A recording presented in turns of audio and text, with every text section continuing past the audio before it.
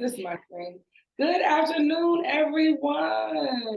I'm gonna ask you a couple seconds just to kind of give a couple moments for other people to come in. But in the meantime, I'm going to introduce myself and our panel for the night. Everyone, thank you for coming. So happy you guys could attend. I am Charlene Jones, also known as Real Estate Rabbitt.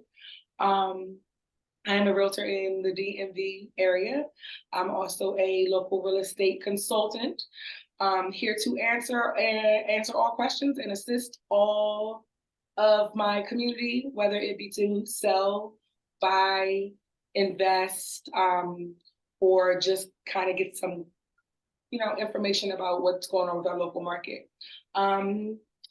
The whole purpose of this seminar is to give back to my homeowners, give back to my clients, and kind of inform my community on what they can do, what the power of equity is, how buying a home starts generational wealth, and how far you can go with that.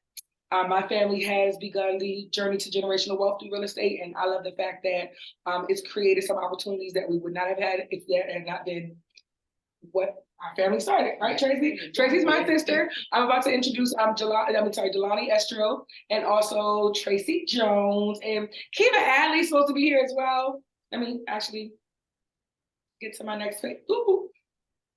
Get to my next page. So Tracy Jones, Kiva Adley's supposed to be here, and we have Delani Estro, our lender, who will be going over some awesome mortgage information as well. So Tracy. Hello, I am Tracy. I am Charlene's transaction coordinator. So I assist her with assisting the community. So I am her right-hand woman for the paperwork. So if ever you are in a transaction with her, you would likely hear from me as well about certain signatures. I'm also by trade a benefits lover. So when Charlene talks about generational wealth, insurance benefits lover. Yes, yes. Because we all love benefits. We love it specific types of benefits. Benefits to me is very narrow. So I like to focus on health, because health is also wealth. Putting a dollar value kind of on your life as far as life insurance, and things to ensure that not only your family is taken care of, but you are taken care of along the lines of long-term care, planning for your future, investments, and good life. So nice to see you all. Thank you for joining us, Tracy. I appreciate you for being here. And then we have next the illustrious Delani Estro, who's going to be giving us some awesome information. This is my man, 50 Grand. I appreciate you being here tonight. Go ahead and introduce yourself and tell us a little bit. Yes. Thank you for the wonderful introduction. Again, my name is Delani Estro. I'm with the pivot team out of First Home Mortgage. I specialize in upgrade purchases, investment purchases, renovation loans, first-time home buyers, VA buyers, for the most part, you name it, we got it. I really get a passion in terms of just like overall education and establishing generational wealth, because there's so many times that I speak to clients that you'd be surprised what they just don't know. And it starts with the basics. So I don't necessarily try to treat anyone one particular way, whether you have a 500 credit score or an 800 credit score. I'm always going to start with the basics. I love working with upgrade buyers, because that allows us the opportunity to establish generational wealth. And there's so much possibility and money in real estate. And not too many people understand what we have the possibilities to accomplish. I can't tell you the amount of people that are paying astronomical rent prices, or just like situations that they don't know that they could take advantage of, just based off the fact that they weren't educated and guided down the right path. So I really take a passion in education and just like establishing generational wealth. Of course, in all communities, but of course, my community in particular. So that's who I am. Yes, I love that. So and that's one of the main things we're going to be talking about today is moving up and building, building up. So it was really important for me to have you on here to go over some of the best ways that we can get into creating, well, building that generational wealth, like going into investment properties, or whether they want to do move ups, move up from that and use their home that they have now as an investment property. So I really appreciate you being here. I want to get into, first and foremost, I sent everybody, people who signed up probably got the invitation from there. The ones who signed up and gave me their address got home equity wealth analysis. Ooh, somebody needs to mute themselves. I'm going to mute everybody. And then Michelle, can you mute yourself, please? I'm sorry, I gotta get to it. Oh, no, it's okay. I think I can mute you. Hold on. Let's see. All right, and then Delani, I need has to unmute. There we go.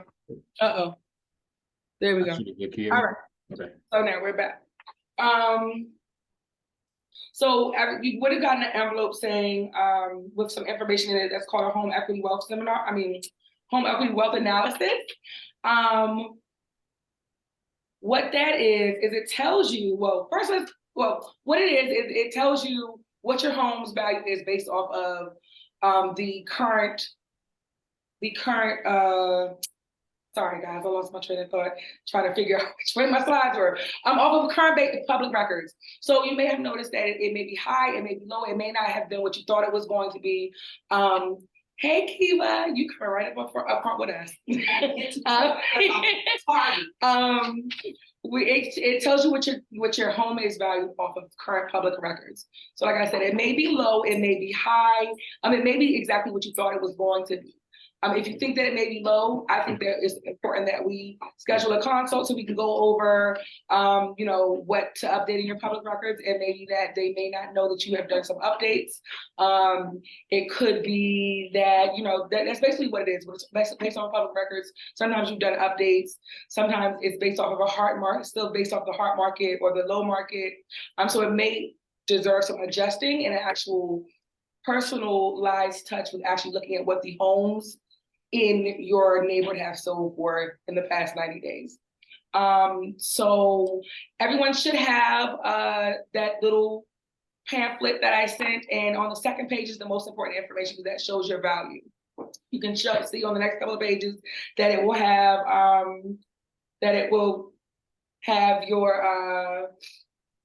your what you bought the home for, and then how much it's increased or decreased. You'll see those a couple of charts that go along with that. Like I said, if you have not received one, it's probably because I did not know that you wanted one, or I did not have your address to send you one. So feel free, please, to put your to email me with your address, or actually you can scan that code right there to schedule a one-on-one consult where we can go over what your home equity report is and actually have a personalized consult.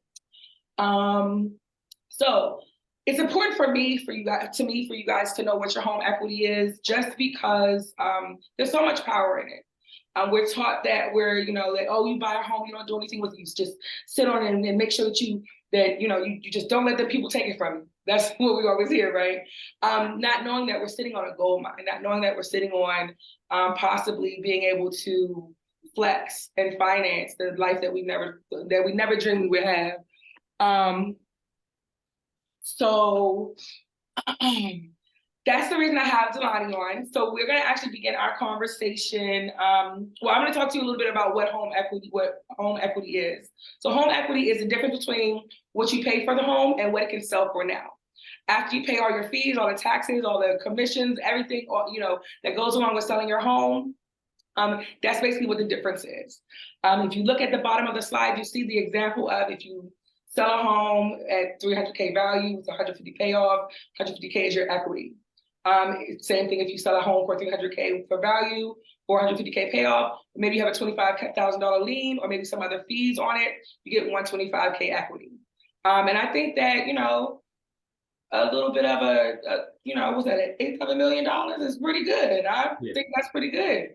You can do some things with that. And nowadays, it's more important that we're making our money work for us. I guess you guys could say, you know, with working with investments and everything, you want to make your money work for us because 9 to 5 just ain't doing it. Most of us have 2 9 to 5s or a 9 to 5 and a hustle. So let's go into how to access your equity. Let's see.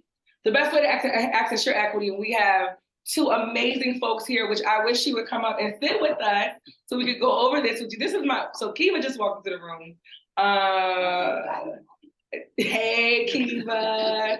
And Kiva is my partner who works in Maryland and Virginia. So she does all of our Virginia deals and we team up on our Maryland deals. And she's a wealth of knowledge. She's an awesome girl. So you're gonna be hearing her pipe in from the back as well to give a little, you know, here and there about what we got going on tonight. So the best way from my point of view to access your equity is to sell your home. Well, sell your property.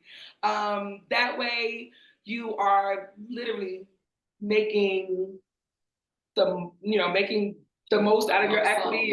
You're getting the most in instant return. You're able to, with that, maybe purchase if you want to purchase a smaller home or a larger home, you're able to do that. If you want to go into, I actually have a couple of sellers right now who are going into renting because they're renting in senior communities. They're getting older. They don't want to keep up with the home anymore. So they're renting and going straight to these senior communities where they're going to get catered to and have a luxury life instead of having to mow their lawn and fix their garbage disposal when it breaks. So there's a lot of things that you can do, you know, once you get the instant return. You also have refinance options with the lender.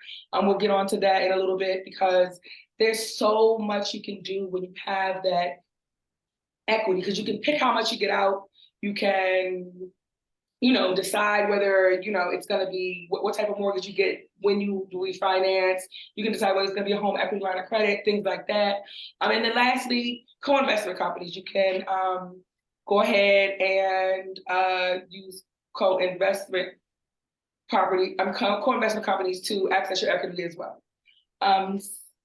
Next.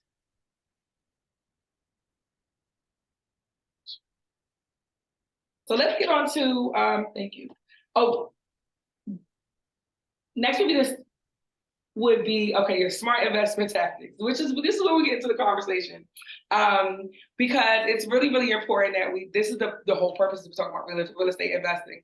So the 3 types that I think are the best ways to go are buy and hold. So you can do long-term rentals where you're renting out for 1 year, 2 year, 5 years, you know, and then you have your short-term rentals where it can be a few days, like doing Airbnb and Vrbo, or you can use with a property management company.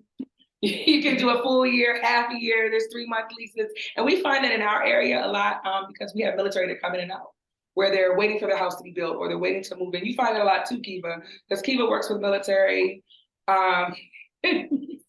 Kiva works in military all the time, so we're finding that we have people that either they're waiting for their home to be ready, or they, you know, came sooner than we thought, and they just need to have some temporary housing. So there's several ways to invest that way. Another way that's one of my favorites is house hacking.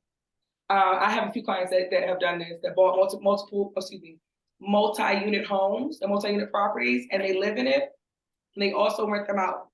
So basically, you have your tenants paying your mortgage, which if you're already or living in or renting out a house that you're moving out of to move into a multi-unit, you're having both mortgages paid for you. You basically are living mortgage free and making a little extra money on the side as well. And Charlene, I do want to, sorry for cutting you off. I wanted to tap in about the overall. Cut me off. Go ahead. Cool. Now I wanted to talk about just the overall house hacking and multi-units in particular. So let's say that you're interested in doing that route and you currently have a conventional loan for the home that you currently own, and you're looking to occupy the new purchase as your primary residence. On FHA loans, you can do up to a 4-unit property and occupy one of the units as your primary residence. With that criteria, the minimum down payment requirement is only 3.5%. as opposed to using conventional financing, on the other hand, with multi-units, we're looking for a minimum of 20 to 25%.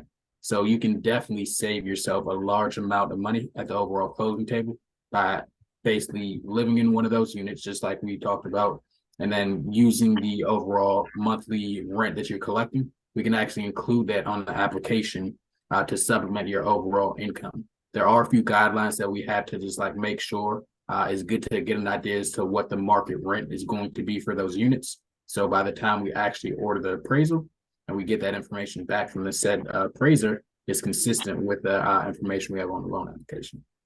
Well, that's awesome. And I know I get that question all the time from my families who are looking to do some investing. It's, oh, I don't want to get hit with the 20%. What do I do? So that's why house hacking is one of my favorites, because they do have the the option to go a little bit lower of a route. They don't have to bring so much to the table.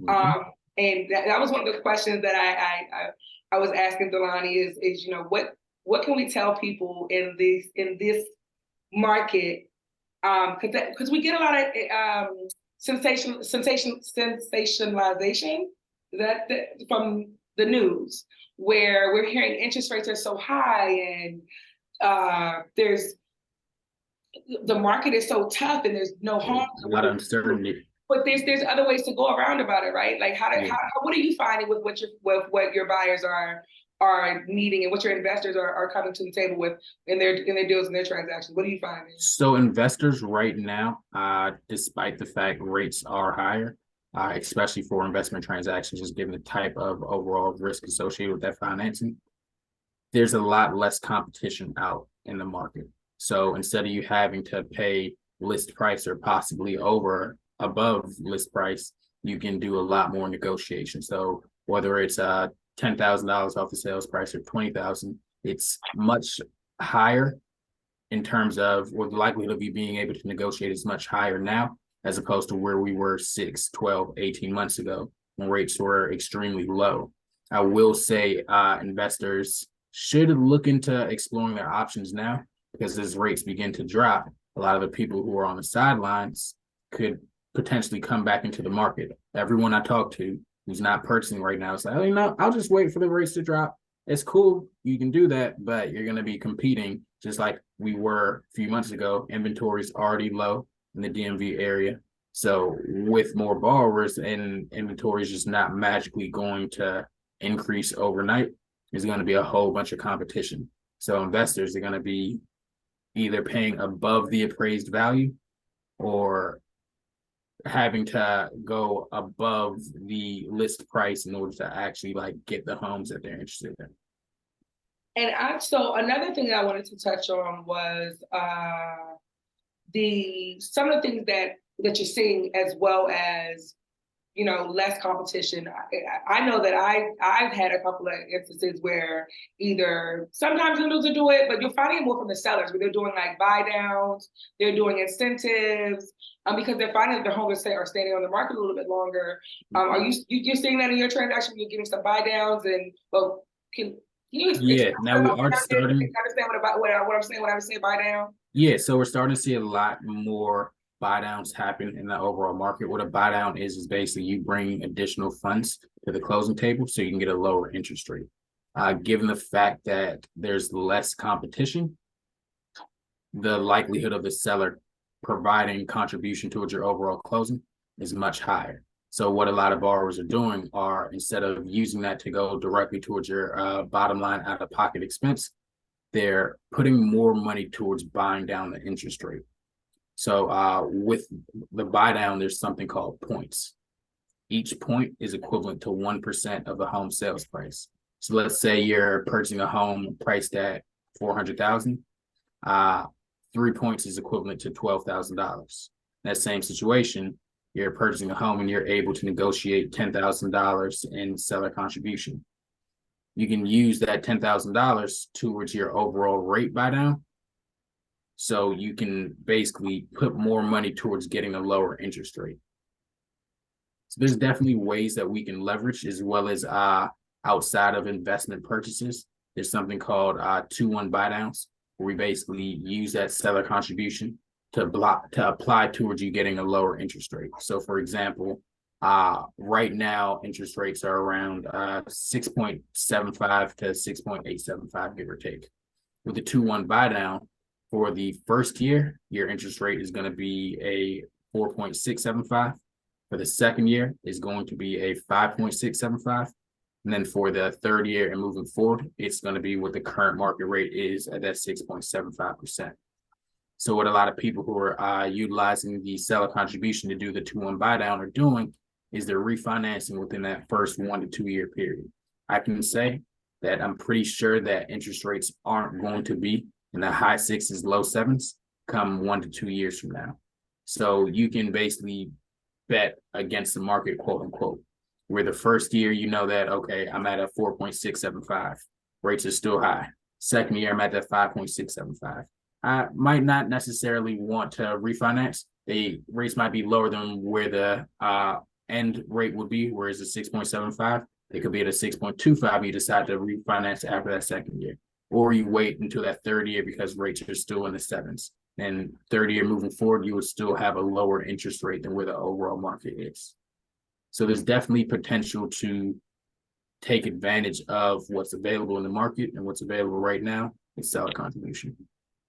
Definitely is. We see it more often now. We even see it where we're finding that new construction is giving a lot of incentives to keep people holding on with these interest rates being crazy. So we're definitely seeing a lot of incentives coming up where now is the time. You're gonna get a lot more competition when interest rates go up. So definitely tapping into not only it doesn't always have to be your equity. If you've been saving for a long time and you're interested in investing, then it's definitely the time to go ahead and look at real estate continuously as an investment, because that's literally the only thing that consistently grows and is guaranteed to grow, in the future. So let's see. All right, these are the ways not to use your equity. I always want to go over this every single time I have one of these conversations, seminars, or whatever we're going to be calling it in the future. I'll probably change the name 10 more times. But I always want to go over not only what your equity is, how you can use it. So you're going to see this every single time, but also how not to use it. Please, guys, don't. If you have monthly cash flow problems, do not use your equity because you're going to mess that up too. Get a financial advisor if you need one. We have a great financial advisor who we can give you the information. Do not use to purchase a car. Do not. Isn't that what people use their taxes for? You should be using it for real estate. So I know it's tax time now because I keep seeing the paper tags. I know y'all been seeing the paper tags out there. So do not use your equity to purchase a car. Do not use it for vacation unless you are, and I have seen this before. I have seen people in their twilight years who no longer want to have a home, who are moving to their, senior homes, purchase a vacation for their whole family. But that's because that's literally what they're using it for. Okay. It's not like, oh, I'm using this on a vacation, I'll put it right back. No, don't do that. Don't do that. If that's your destination in your twilight years, do your thing. But do not do that with your home. If you just want to go on to Bali, don't do that. And also, don't use it to bail out other people. And when I say bail out, I mean that. I literally mean, do not put your house up for someone who is in prison or going to prison. Don't use your equity for that. There are bail bondsmen. That's a serious thing because you always hear, Mama put her house up. Grandma put her house up.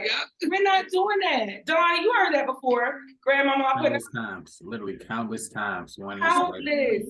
And I get calls. I literally get calls. I probably have gotten through the past 4 or 5 years, at least 10 people who are like, I want to get my grandma's house back. And I'm like, it's not on the market, baby. I don't know what you want me to do. Somebody living in it. So do not use your equity to bail someone out. Next. So we're gonna go over, I know I have a couple of little things that I want to talk about as far as mortgage hacks and everything like that, because that's important. But I did want to go more into the investment side of things. We're talking about different ways that you can increase the value of your equity, or just increase the opportunity for you to be able to invest. So let's talk about a little bit about the different ways that refinances go. Which ways are you familiar with as far as maybe home equity line of credits or maybe cash out refis? What's some of the things that you're seeing in the current market? Because I know that there are all these things that we can do, but in this current market, what are you seeing as the best way to go with those kind of refis, Delani? Especially since interest rates are a little bit higher. Like, what do you suggest? Right now, the hottest thing is the home equity lines of credit. I'm not gonna lie to you. Everyone wants a home equity line of credit because the market for refinance just isn't available right now. If you purchased within the past, I would say 3 to 4 years, there's a 98% possibility that you have lower than where the current interest rates are. So if you were to go ahead and do just like a normal mortgage refinance, there's a high possibility that you're going to lose out on that 2%, 3%, or even 5% rate that you currently have, as opposed to utilizing the equity that you have established. You can go out and get that home equity line of credit. You will have an interest rate attached to that home equity line of credit. So anything that you borrow will have interest associated with it. It's more affordable than, I would say, like personal loans. So instead of you going out and actually getting a personal loan from like your credit union or bank, you can utilize that equity and have a much lower monthly payment because the interest rate is going to be lower. So I personally wouldn't recommend a refinance right now unless you absolutely positively have to, as opposed to utilizing the equity and taking advantage of the home equity line of credit. Okay, all right. So I know that I know for a fact I saw one of my favorite clients log on today. Hey, Cam, what's going on, girl? And we are looking at right. Hey, we're looking at new constructions right now. We're looking at selling homes on her behalf and then purchasing a new one. Do you have any advice on going that way? Do you have any advice on whether, and especially when she's at the point where she could possibly rent one of the homes, because it's literally something that's, it's a newer build, where she is, the rent prices aren't really on what it should be to really make a profit, but I know that area is going to be coming up. So what's some advice you could possibly give with going as far as new construction loans and how that will work for her? Are you seeing where people are doing the rentals and using that rental income with new construction loans, or just let's delve into that. Let's ask all those questions and see what you got. So with the new construction loans, I would say, to be honest, right now you're going to get the best deal possible from the preferred lender of that new construction community. And it's just based off of the fact that rates are higher and not as much new construction homes are moving the way that the builders would like them to. Of course, I would love if you just wouldn't mind paying an extra $25,000 or $35,000 and working with me. But I'll be honest, in certain situations, I cannot compete with new construction. However, let's say that you are a current homeowner and you still want to retain your home and purchase a new construction build. You can still utilize the overall rental income. The way that we determine that is based off of your tax returns, as well as a signed lease agreement. So let's say that you're currently living in the home and you don't have somebody that's living in the home at the moment. We can use a pro-dated overall lease agreement to show that once you vacate the property, you're going to have somebody that's coming in, and this is an agreed amount of rent. So we can basically offset that current mortgage payment and allow you to purchase the new home. Outside of that, we do offer construction to perm loans. Let's say you want to actually just build a home yourself without using like a builder in particular. You want to go out and buy the materials, get the contractors, pay for the labor, so on and so forth. We do offer those products in the event that you don't necessarily have the equity available up front to go ahead and utilize construction project on your own. So there are different options available for construction, as well as purchasing a new construction and still retaining your current home. Gotcha. Let's say that you wanted to use a home equity line of credit to cover the down payment and closing costs for the new construction build. I personally recommend researching and getting ideas to, okay, if your mortgage payment is $1,400 and the market rent is $2,200, you definitely want to have your home equity line of credit at a point where you're still able to pay the first mortgage, which is going to be your normal mortgage payment, as well as that second home equity line of credit payment.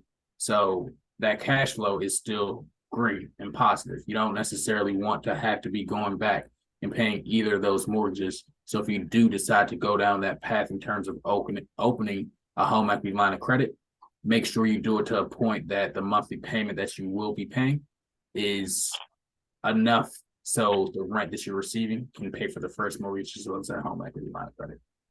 Got you. That's a great tip. And I know a lot of people forget that they can use the money that they get on a down payment.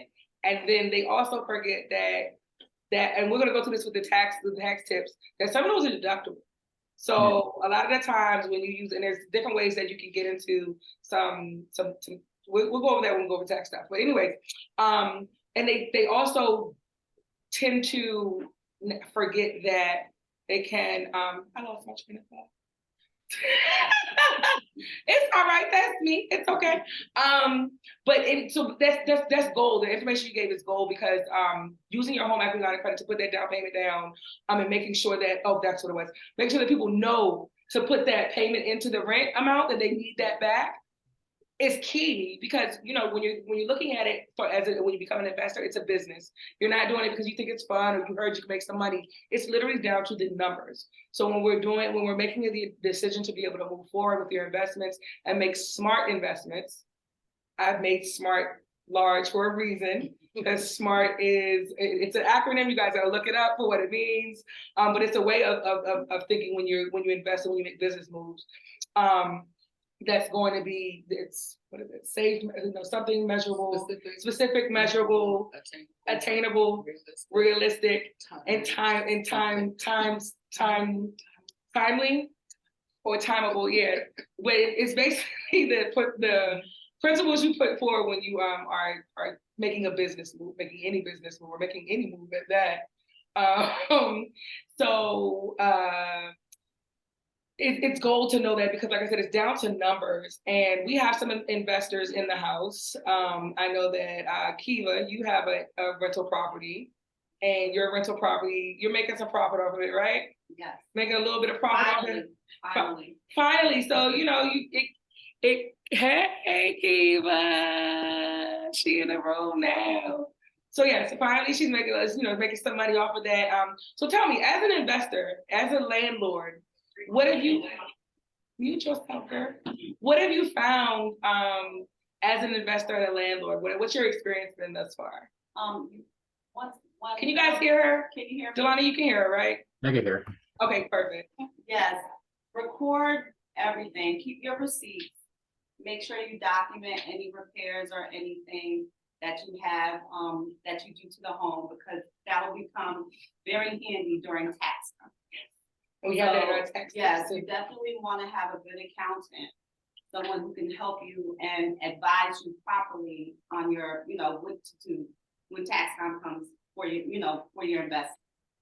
So I would say that's number one, because I've owned a rental home for many, many years.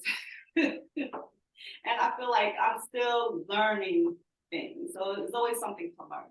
But if you have someone that truly knows the tax laws and can advise, it'll make the road a lot easier.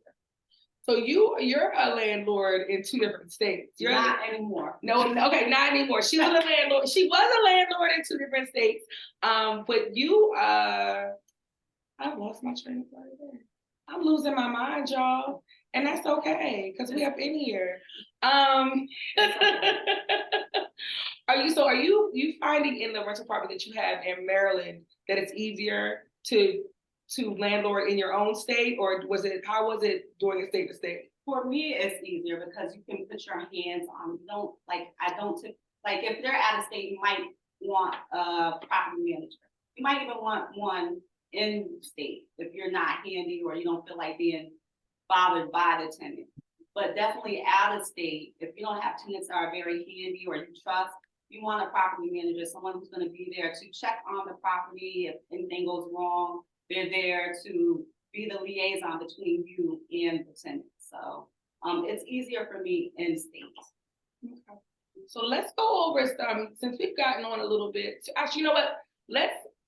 I while we have Delani on, I want to make sure that just in case I don't know if you got to jump off or not, because it's 7 o'clock. And I said it was going to be an hour, but we're gonna rock this out till I get through all this information. But I want to make sure that while I have you, we can gain up all this knowledge. So I actually put a couple of mortgage hacks up that I have found. I kind of researched Keller Williams Preferred Properties, my brokerage, Keller Williams United, International, which we love. Gives us different ways that we can give back to our clients. So they gave us some tactics and tips, which of course you can please by all means use and save yourself some money, be able to make the most out of your investment. So I wanted to kind of go over these things with Delani, see how he feels about it and how he's seen it possibly, help out and work in the game and in this current market. So the first one is the early payoff. You make one extra loan payment each year. I mean, you see down there, it's a little chart to tell you how it goes when you're saving. We're saving about $150,000 over the course of 24 years instead of 30. So I know a lot of clients. I tell all my clients, actually in my well, congratulations, you're a homeowner document, is I tell them to do this early payoff because it definitely makes a difference. What do you feel about this? What are you finding about doing the early payoff? Are there any other ways? Because there's a couple of here. We'll go through month to month, paying bi-monthly instead of monthly, and rounding up the payment. A few, if it's 3,160, you're gonna round it to 3,200. And then the last $2 a month plan, and I don't know, I mean, I guess it could work, it's one of those low, slow trickles that you trickle over time. And then also surprise money using your bonuses. So out of all these 5, what do you think is the most successful? What do you think is the best way to go for mortgage hacks? I've seen the most success with paying one extra mortgage payment per year. And that's just based off of the fact that it kind of segues into another one of the bullets where if you receive yearly bonuses or incentives throughout the year, instead of using that to, like how we said, don't use your equity to go out and spend on a vacation or buy a car, use that to put towards the mortgage payment. And literally the numbers are right in front of us. So you can see the large difference that making one extra mortgage payment per year can have in the overall interest payment. Because I try to really stress that it's a 360 payment. Like it's 30 years that we're making these mortgage payments. It may not seem like much, but literally every dime counts. So if you are in the position, another good one that I like is the rounding up. It may not seem like a lot, but if you're in the position to also make an extra payment and round up those mortgage payments each time you make said payment, those two things combined are really going to put you ahead, as well as establish more equity. Equity is determined on the overall value of your home. We always order an appraisal. So with that appraisal, the appraiser is going out to determine the homes that have sold in your area in comparison to what your home is currently valued at. So any repairs, any upgrades that you've made in your home are taken into account. For the most part, it's pretty much square footage, bedrooms and bathrooms, finished basements, so on and so forth. Those are the items that are also taken into account, but it really comes down to the overall equity that you have established. So if you're making those extra mortgage payments or rounding up your mortgage and your overall principal balance is lower, by the time you go out to get your home appraised, it doesn't matter. I won't say it doesn't necessarily matter what your appraised value is, but you'll have even more equity available based off of the fact that your principal balance is less. So we always go based off of what your home is appraised at. Not your purchase price. It's always going to be what your home appraises for. And what we've seen over the past few years with everything that happened with the pandemic and interest rates were extremely low, that drove the overall home sales prices up. So individuals who purchased, for example, I purchased in 2018. Currently today, 2023, I have around like $75,000 worth of equity.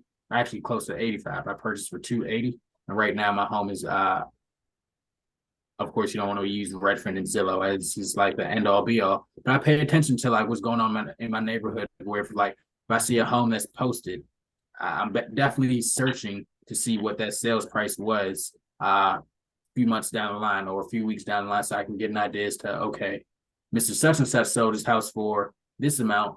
I have the same amount of bedrooms. I'm looking through the pictures to see what condition their home is in. And that gives me an idea as to, okay, this is what my home is valued at.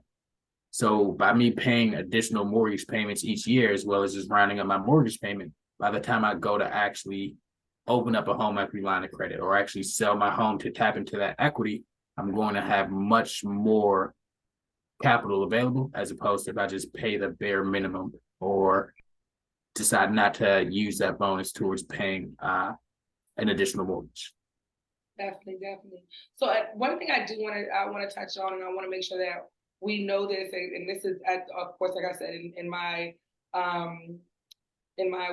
congratulations, you're a homeowner email once you buy a home, is that make sure when you do make that additional payment, that you are marking the check or whatever when you do the online, that you're only checking, that you're not checking interest, you're checking your principal balance only, because you don't want to pay. The whole purpose of paying more is that you're not paying that interest. Please don't make the mistake and pay the. I've had someone make the mistake and pay the interest.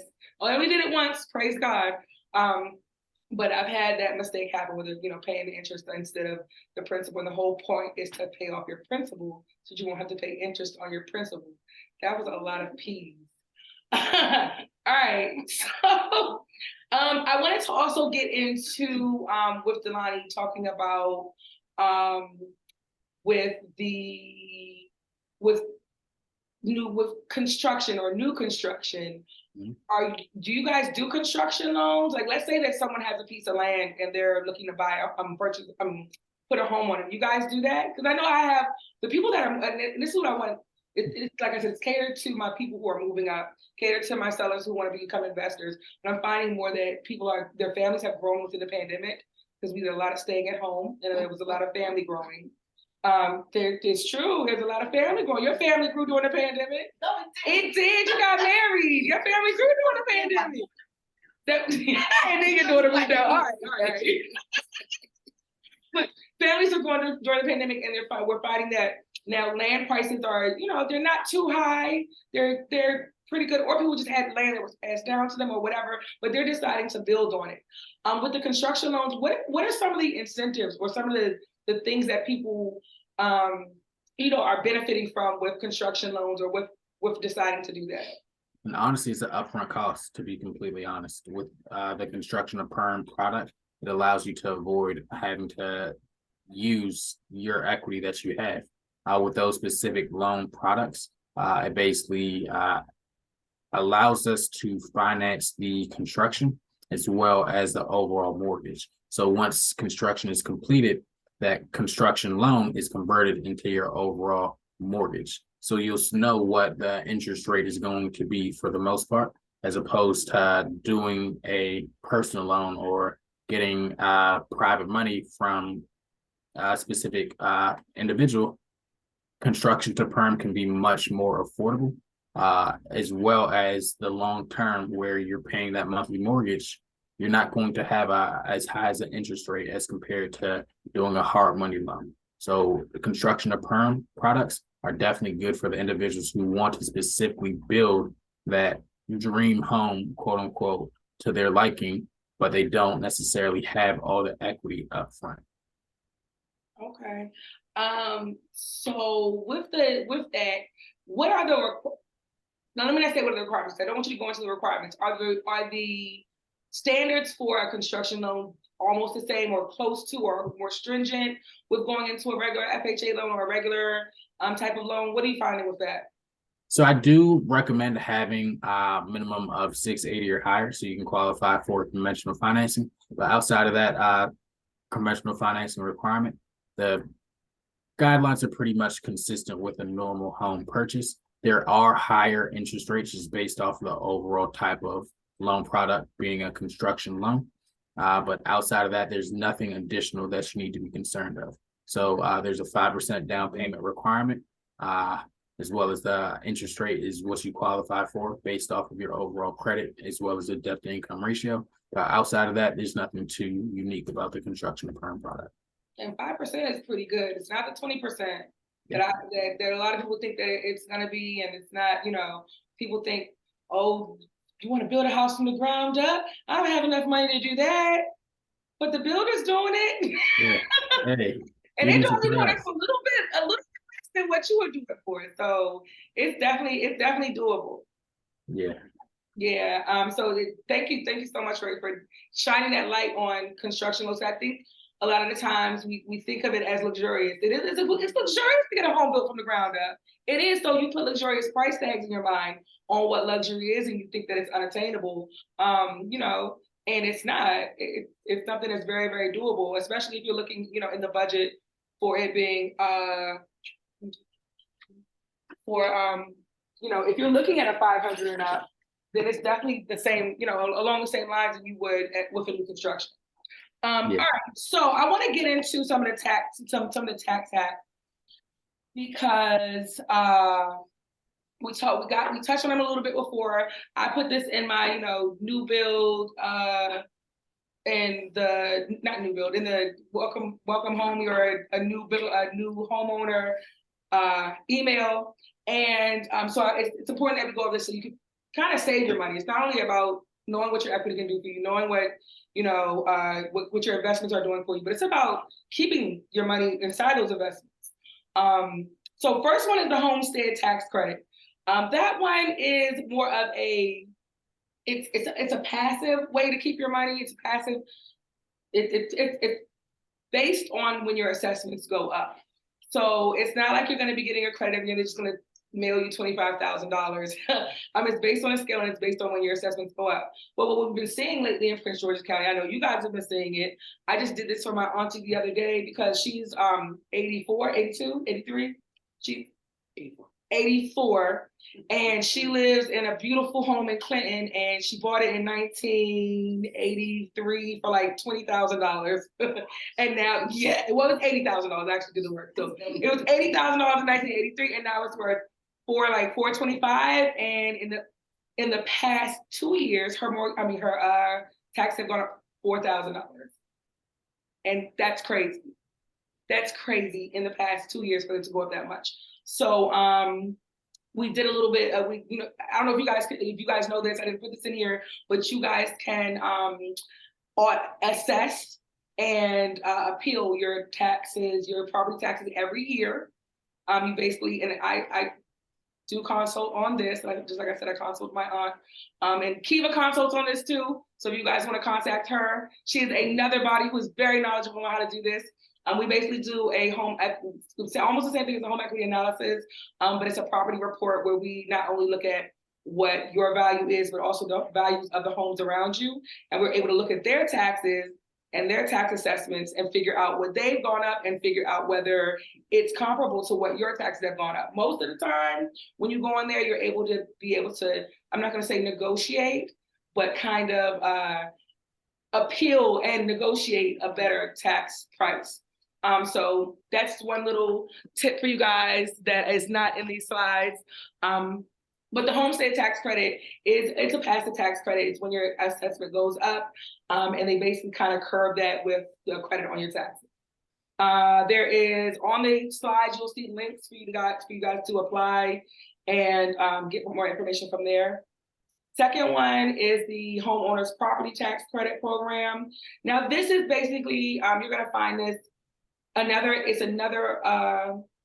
passive tax credit, and it's a difficult one because your taxes have to be your property tax has to be a certain percentage to your income. So it's gonna be geared toward lower income families. If you out there making 150, 250, 350, 450, 550 and above, this probably does not apply to you. Now, I'm not saying don't look into it because, God in the universe works, but it's probably not going to be, up your alley.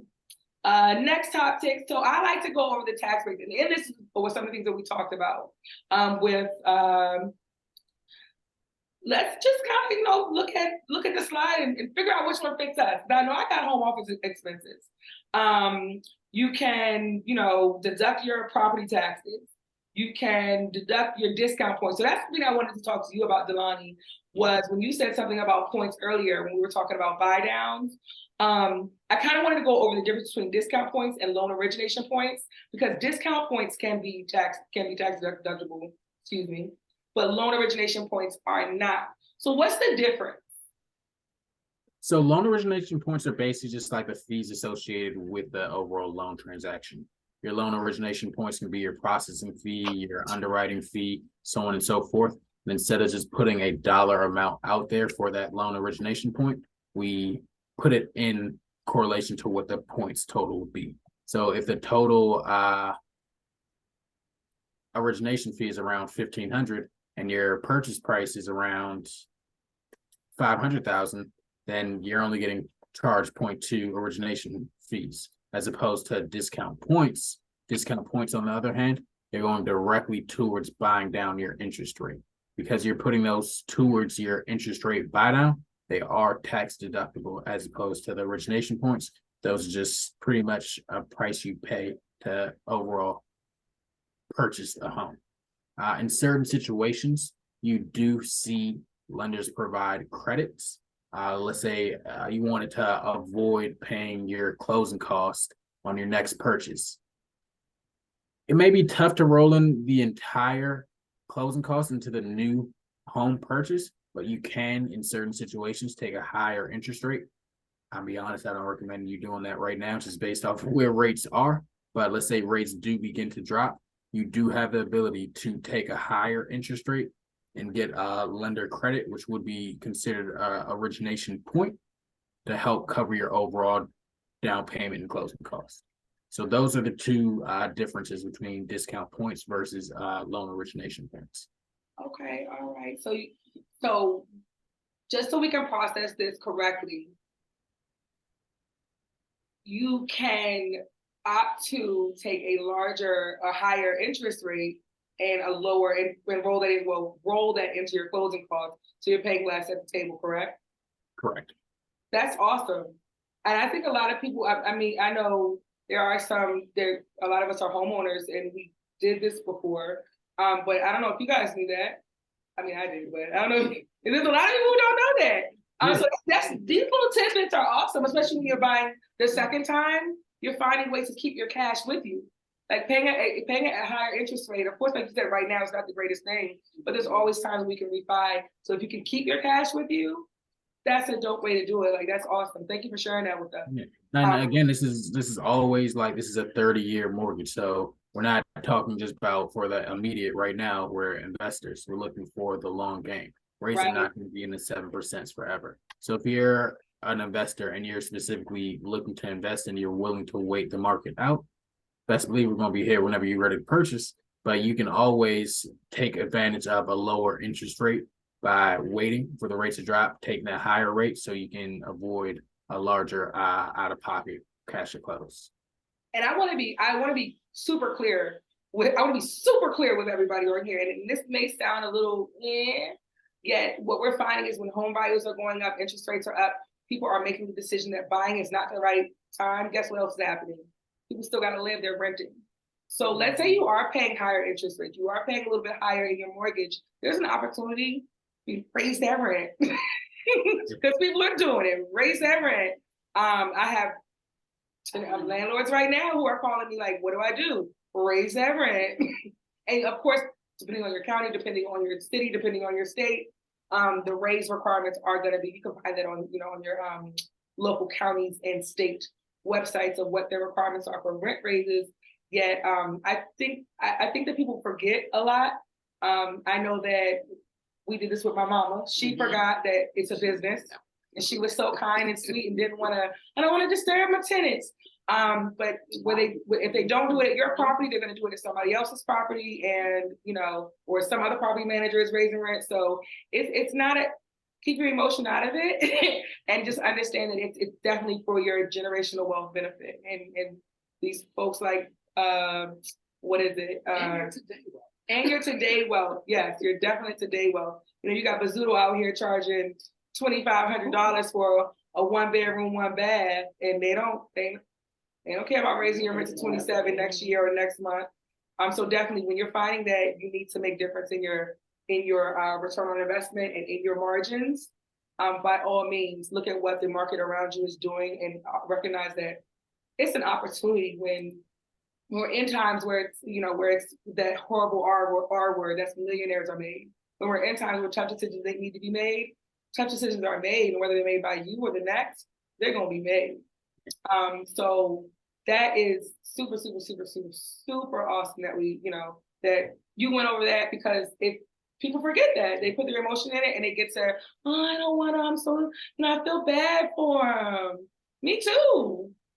But I got to pay my rent. I got to pay my mortgage. So let's see some other tax tips. I know that you can deduct your mortgage interest. You were also talking about home equity loan, line of credit, or home equity loan. You can deduct that interest too. That's something that I did not know. So not only are you wanting to add that into what you're factoring in for your mortgage rate, for your rent rate, you're also able to, on the backside, kind of get some money back because you're able to deduct that off of your taxes. Another thing that's good for investors that I loved on here was deduction of rental expenses. Kiva touched on this. Kiva, you said keep all your receipts, especially for fixing the home with maintenance, even with environmental upgrades, because environmental energy efficient upgrades and things like that, because you're going to be able to get some not only tax deductions but tax credits. Does anybody want to talk about, other than me, how tax credits are a little bit better than tax? We can see what it is. I'm not going to be right. Did you have something to say? Got it. So you open it when I. Okay. So, did anybody want to talk about maybe energy efficient? Have you guys had any energy efficient upgrades or anything like that to your homes? And did you want to know a little bit about some energy efficient upgrades? No, anybody? I know that we're looking at solar panels, getting your doors, getting your windows. You're seeing those ads all the time. I know you guys see ads on Instagram and ads on Facebook about getting your doors and windows done. That's real. The last one, if you guys didn't get those slides or see that recording, I can send that to you too. Just request it. You can email me. You can scan the code and just send me a link. Send me a message and I'll get that sent to you. But there were some environmental and energy efficient ways to save on taxes and to upgrade your home on that last one. Let's see. You can deduct your property taxes. And I think that's super, super, super dope because you can deduct up to $10,000. Also, it's based on a scale. It's based on increments. So don't think you can just deduct $10,000 or $5,000 singly out of nowhere. I would definitely consult your tax professional. I have put 1-800 accountants on here. I was supposed to have a tax professional come on this evening. They were not available. So I personally use 1-800 accountants. I put their information on one of the slides at the back so you guys can have that. But I can only touch on so much because I'm not a tax professional and I don't want to be given incorrect information. So I'm just gonna go over these little couple of bullet points I got. So I know that I have a home office. I keep all my receipts for everything down to my pencils, my ink, my office chair, everything. I can't keep what? I should keep office chair. No, I need to find some receipts. So you and everybody else, your homework tonight is to go find your receipts. It's also it's based off of the percentage of your home that you can call a home office. So let's say that I personally, my home office, yes. Do you have to be your own business, or does this count for those of us who are remotely working? You should have an LLC. You should definitely have an LLC or an S corp. Yeah, it does work for your own business if you're working from home. I do not believe you might be able to. I think you need to have an LLC. You don't need to have an LLC. Not a tax. Oh, I would say consult your tax professional. Yeah, I know definitely if you have an LLC or S corp, that's the best way to go along with it. So you can be safe and know that, and also keep you separated, keep your personal and your business separated. But my business, I have my office, I have a restroom that where my office is, I have my office's kitchen. I also have my meeting room, which is my front room, and then I have my guard dog containment area. So my office is basically my whole first floor of my home. So that's a percentage that and consult your tax professional when doing this, because as a business owner, I push things to the edge sometimes. So, but I'm just letting you, so it's based on the percentage of your home. Since it's based on the percentage of your home, it's best for you to utilize and be able to try to utilize as much as possible for the largest amount of deduction.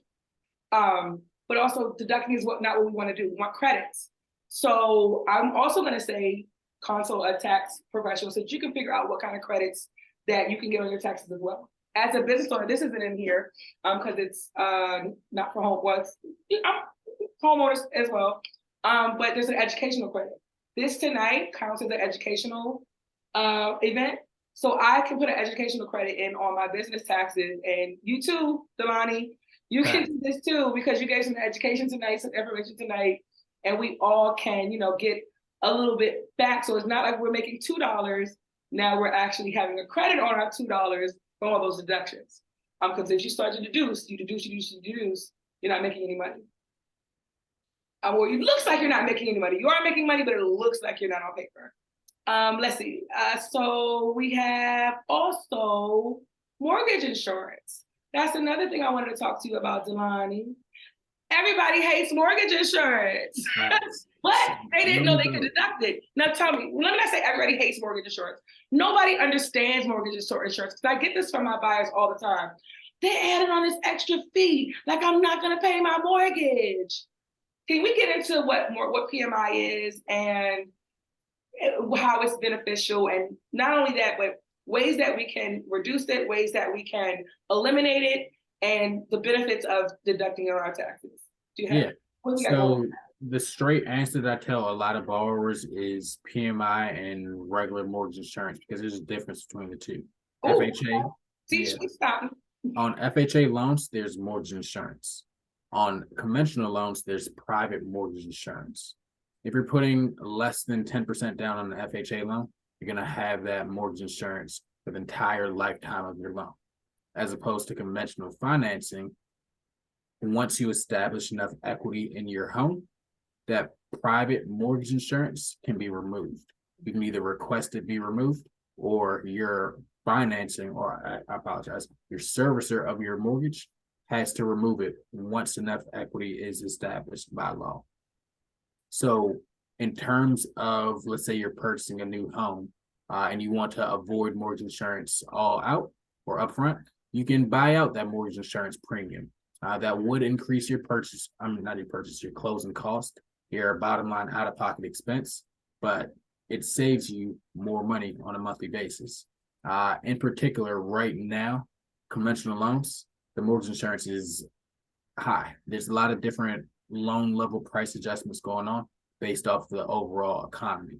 So if you're able to leverage some of the equity that you have in your current investment property and take out additional, let's say $5,000 to $10,000, instead of putting 20% down, you can put 9% down and then use that extra 1% to buy out the remaining mortgage insurance premium. There's ways to get around your mortgage insurance as opposed to just bringing 20% to the table. So you don't necessarily have to put a full 20% down up front.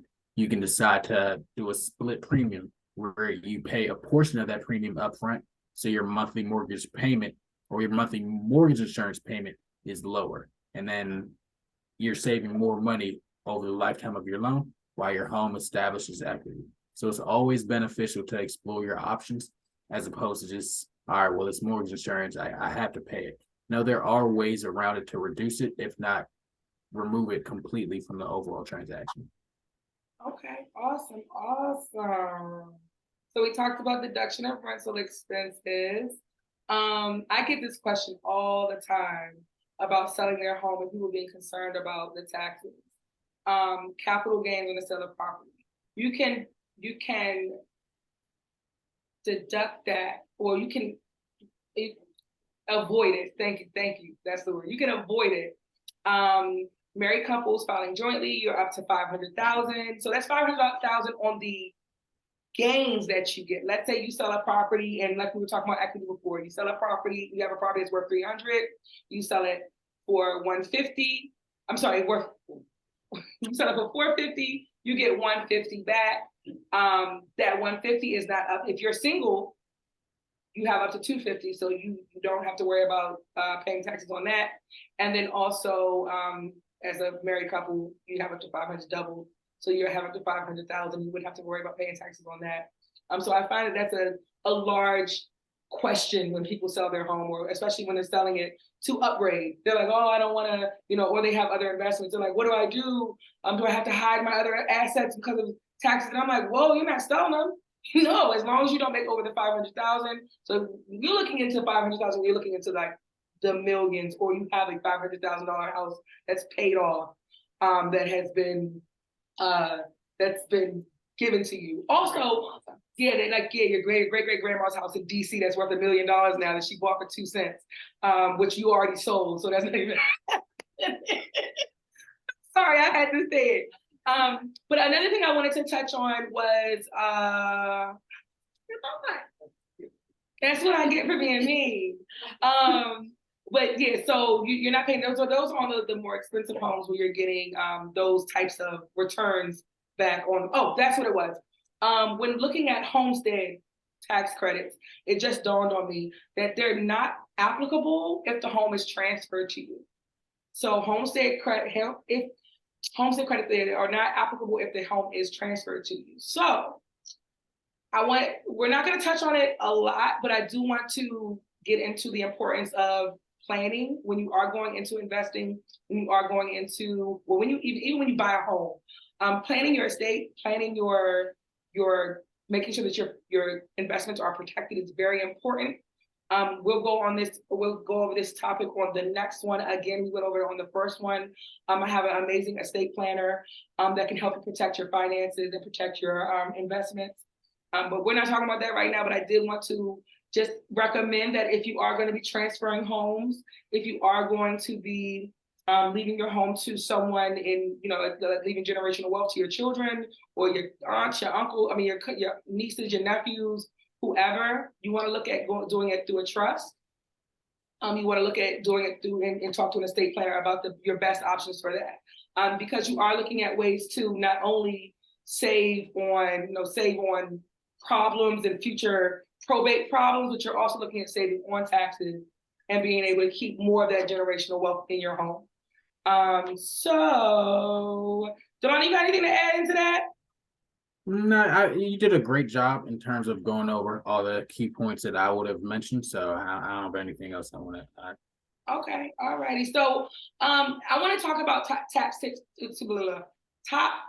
tips for investors. I put a lot of alliteration into these slides.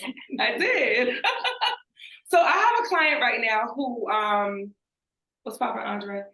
He has a piece of land that he wants to sell. He has a piece of land that he wants to build on, and he is selling his home once he gets his home built on this land.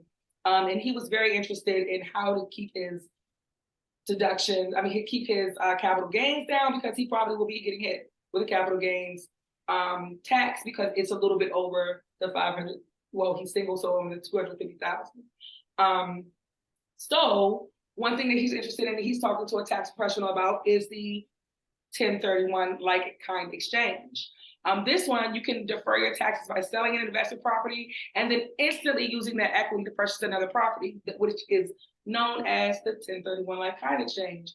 There are different guidelines for this. Sometimes they have to be like properties. It all depends on, like I said, jurisdiction, what a tax professional says to you. So consult with a tax professional. But that's a way to get around paying some of those capital gains or being hit with some of those capital gains taxes. You can also defer taxes by borrowing against your home equity, refining, and using it straight for another investment. So once you keep those monies in investments, you keep them rolling, you will not be taxed on them. I would also recommend that you consult with a financial planner. Like I said earlier, we have a great financial planner that we can give as a resource.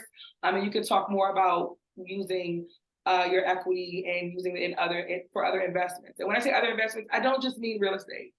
People use their home equity to go into stocks and go into crowd sharing and things like that. Crowd sharing is where you have a bunch of people who put money together and they do startups or they do businesses who are already maybe struggling and things like that. There's a lot of things you can do with crowd sharing.